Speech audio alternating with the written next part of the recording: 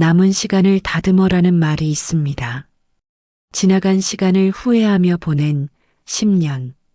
서랍 속에서 우연히 꺼낸 오래된 다이어리가 저에게 이 말의 의미를 알려주었습니다. 10년 전 제가 쓴 글들은 후회로 가득했습니다. 하지만 그 후회가 오히려 앞으로 남은 시간을 어떻게 채울지 생각하게 만들었습니다. 오늘은 그날의 이야기입니다. 일요일 오후였습니다. 창밖으로 햇살이 들어와 거실 마루를 따뜻하게 비추고 있었습니다. 저는 소파에 앉아 무엇을 할까 생각하고 있었습니다. 특별히 할 일이 있는 건 아니었습니다. 그저 시간이 있었고 그 시간을 어떻게 보낼지 정하지 못한 채 그렇게 앉아 있었습니다. TV를 켤까 생각했다가 다시 리모컨을 내려놓았습니다. 휴대폰을 집어들었다가 화면을 보지도 않고 다시 테이블에 올려놓았습니다. 뭔가 하고 싶은데 뭘 해야 할지 모르겠는 오후였습니다. 자리에서 일어나 부엌으로 갔습니다. 물을 한 잔 따라 마셨습니다. 물은 차갑고 목을 타고 내려가는 느낌이 또렷했습니다. 컵을 싱크대에 내려놓고 거실로 돌아왔습니다. 그때 서재 쪽이 눈에 들어왔습니다. 서재는 오랫동안 정리하지 않았던 곳이었습니다. 책들이 쌓여 있었고 오래된 물건들이 선반 위에 놓여 있었습니다. 저는 문득 서재를 정리해 볼까 하는 생각이 들었습니다. 별로 하고 싶지는 않았지만 이 시간을 그냥 흘려보내는 것보다는 나을 것 같았습니다. 서재로 들어갔습니다. 책장 앞에 서서 어디서부터 시작할까 둘러봤습니다. 먼지가 쌓인 책등들, 색이 바랜 파일들, 이름 모를 상자들이 보였습니다. 저는 맨 아래 서랍부터 열어보기로 했습니다. 서랍 손잡이를 잡고 천천히 당겼습니다. 오래된 서랍이라 뻑뻑하게 열렸습니다. 안에는 오래된 서류들과 몇 권의 공책이 들어 있었습니다. 그 중 하나를 꺼냈습니다. 파란색 표지의 얇은 다이어리였습니다. 표지를 만지니 시간이 지나 약간 바스락거렸습니다. 저는 그 다이어리를 언제 샀던 건지 기억이 나지 않았습니다. 펼쳐볼까 망설여졌습니다. 왜 그랬을까요? 다이어리를 들고 거실로 나왔습니다. 소파에 앉아 첫 장을 펼쳤습니다. 첫 페이지에 날짜가 적혀 있었습니다. 2015년 1월 3일, 10년 전이었습니다. 그 아래로 제 글씨가 보였습니다. 지금보다 조금 더 빽빽하고 힘이 들어간 글씨였습니다. 새해가 되었다. 올해는 달라질 거라고 생각했는데 벌써 4월이 지났다. 아직 아무것도 하지 못했다. 그 글을 읽으며 저는 가만히 앉아 있었습니다. 10년 전 저도 지금의 저처럼 뭔가 하고 싶은데 하지 못하는 사람이었던 것 같았습니다. 다음 장을 넘겼습니다. 운동을 시작해야지 생각만 하고 한 달이 지났다. 왜 이렇게 시작이 어려운 걸까? 또 다음 장. 친구에게 연락해야지 하면서 또 미뤘다. 벌써 석 달째다. 페이지를 넘길 때마다 비슷한 글들이 이어졌습니다. 해야지 하면서 못한 것들, 하고 싶은데 미룬 것들, 시작하려다 포기한 것들. 저는 다이어리를 천천히 읽어 내려갔습니다. 3월쯤 되니 이런 글이 나왔습니다. 또 한 달이 지났다. 시간이 너무 빠르다. 왜 나는 아무것도 하지 못했을까? 6월쯤에는 올해도 반이 지나갔다. 결국 아무것도 달라지지 않았다. 나는 왜 이 모양일까? 12월 말, 올해도 끝났다. 또 아무것도 하지 못했다. 내년에는 정말 뭐라도 해야 하는데 마지막 장을 덮었습니다. 손에 쥔 다이어리가 갑자기 무겁게 느껴졌습니다. 10년 전 저는 지나간 시간을 후회하며 한 해를 보냈던 것 같았습니다. 저는 다이어리를 무릎 위에 올려놓고 한참을 그렇게 앉아 있었습니다. 그때 문득 이런 생각이 들었습니다. 나는 지금도 똑같은 걸까? 저녁 무렵 남편이 퇴근했습니다. 현관문이 열리는 소리가 들렸고 저는 다이어리를 테이블에 내려놓았습니다. 남편이 거실로 들어왔습니다. 뭐 하고 있었어? 남편이 물었습니다. 저는 다이어리를 가리키며 대답했습니다. 서재 정리하다가 오래된 다이어리를 찾았어. 남편이 신발을 벗고 소파 옆으로 다가왔습니다. 다이어리를 집어들더니 첫 장을 펼쳐봤습니다. 잠시 읽더니 미소를 지었습니다. 2015년이네. 벌써 10년이나 됐구나. 저는 고개를 끄덕였습니다. 남편이 다시 말했습니다. 그때도 비슷한 고민했었네.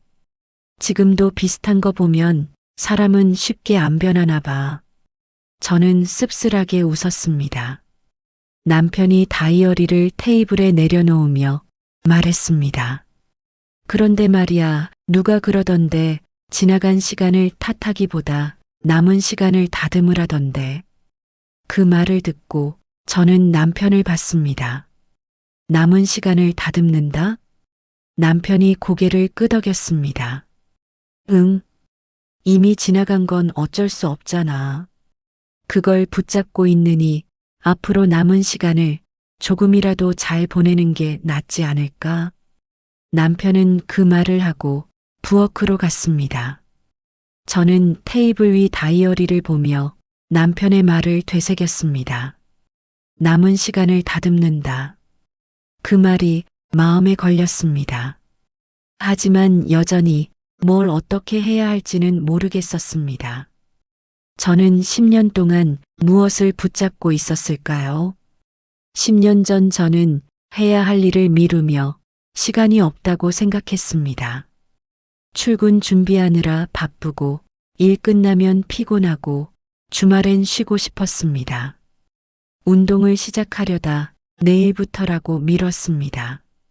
친구에게 연락하려다 다음 주에라고 생각했습니다. 책을 읽으려다 시간 나면이라고 접었습니다. 그렇게 미루다 보니 한 달이 지나고 반년이 지나고 1년이 끝났습니다. 그리고 12월 말 저는 후회했습니다. 왜 시작하지 않았을까? 왜 미뤘을까? 왜 아무것도 하지 못했을까? 그런데 지금 생각해 보니 그 후회가 저를 더 움직이지 못하게 만들었던 것 같았습니다. 2016년에도 저는 비슷했습니다. 작년에 못한 것들을 떠올리며 올해는 해야지라고 생각했지만 결국 또 미뤘습니다. 2017년도 마찬가지였고 2018년도, 2019년도, 2020년도 그랬습니다. 코로나가 시작된 2020년에는 이런 때니까 어쩔 수 없어라고 스스로를 위로했습니다. 2021년, 2022년에도 아직 상황이 안 좋으니까라고 생각했습니다. 2023년쯤 되니 이제는 나이도 있는데라는 생각이 들기 시작했습니다. 2024년에는 벌써 이렇게 됐는데 뭐라고 거의 포기하는 마음이 들었습니다. 그리고 지금 2025년 저는 또 같은 자리에 앉아 같은 생각을 하고 있었습니다. 10년 동안 저는 지나간 시간을 후회하며 다음 시간도 그렇게 흘려보냈던 것 같았습니다. 언제부터 이랬을까요? 저는 소파에 앉아 다이어리를 바라봤습니다. 손이 무릎 위에 놓여 있었는데 손끝이 차가워졌습니다. 찬 기운이 손등까지 번지는 느낌이었습니다. 저는 손을 주무르며 온기를 되찾으려 했습니다. 어깨가 무거웠습니다. 등 쪽으로 내려앉는 느낌이 마치 무언가를 계속 짊어지고 있는 것 같았습니다. 목 뒤쪽이 뻣뻣했습니다. 고개를 돌리려 하니 근육이 저항하는 느낌이 들었습니다. 숨이 얕아졌습니다. 가슴 위쪽에서만 공기가 오가는 것 같았습니다. 한숨을 쉬었습니다. 길게 내쉬니 조금 나아지는 것 같았습니다. 시선이 다이어리에 고정되어 있었습니다. 파란 표지가 계속 눈에 들어왔습니다. 눈을 감았습니다. 어둠 속에서 10년 전 제 모습이 떠올랐습니다. 그때도 저는 이렇게 앉아서 한숨을 쉬고 있었던 것 같았습니다. 눈을 떴습니다. 천장을 봤습니다. 천장은 흰색이었고 조명이 은은하게 켜져 있었습니다. 입술을 꽉 다물고 있던 힘이 조금 풀렸습니다. 턱이 살짝 내려오며 얼굴 전체가 편해지는 느낌이 들었습니다. 발이 바닥에 닿아 있었습니다. 발바닥이 마루의 차가움을 그대로 느끼고 있었습니다. 저는 발을 조금 움직였습니다. 발가락을 오므렸다 펴보았습니다. 그제야 제 몸이 얼마나 긴장하고 있었는지 알았습니다. 그때 남편이 부엌에서 나왔습니다. 남편이 물 한 잔을 들고 소파 옆으로 왔습니다. 저에게 물을 건네며 말했습니다. 마셔. 저는 물을 받아 한 모금 마셨습니다. 물이 목을 타고 내려가며 조금 정신이 들었습니다. 남편이 제 옆에 앉으며 다이어리를 가리켰습니다. 계속 보고 있었어? 저는 고개를 끄덕였습니다. 남편이 다시 말했습니다. 아까 내가 했던 말 기억나? 지나간 시간을 탓하기보다 남은 시간을 다듬으라고. 저는 남편을 봤습니다. 남편이 이어서 말했습니다. 10년 전 못한 것들을 붙잡고 있으면 앞으로도 계속 못할 것 같아. 그냥 이제부터라도 남은 시간을 조금씩 채워가면 되지 않을까? 그 말을 듣고 저는 다이어리를 다시 봤습니다. 10년 전 저는 지나간 날들을 후회하며 다음 날들도 그렇게 보냈습니다. 그리고 지금도 저는 같은 일을 반복하고 있었습니다. 그때 남편의 말이 제 마음에 다시 걸렸습니다. 지나간 시간을 탓하기보다 남은 시간을 다듬어라. 남은 시간을 다듬는다. 그 말의 의미가 조금씩 이해되기 시작했습니다. 이미 지나간 10년을 붙잡고 후회한다고 해서 그 시간이 돌아오는 건 아니었습니다. 대신 앞으로 올 10년을 조금이라도 다르게 보낼 수는 있을 것 같았습니다. 완벽하게 바꿀 수는 없겠지만 작은 것 하나라도 시작할 수는 있을 것 같았습니다. 저는 남편에게 물었습니다. 그럼 뭘 하면 될까? 남편이 웃으며 대답했습니다. 아주 작은 것부터 매일 조금씩만 하면 되는 거. 그게 뭐가 됐든.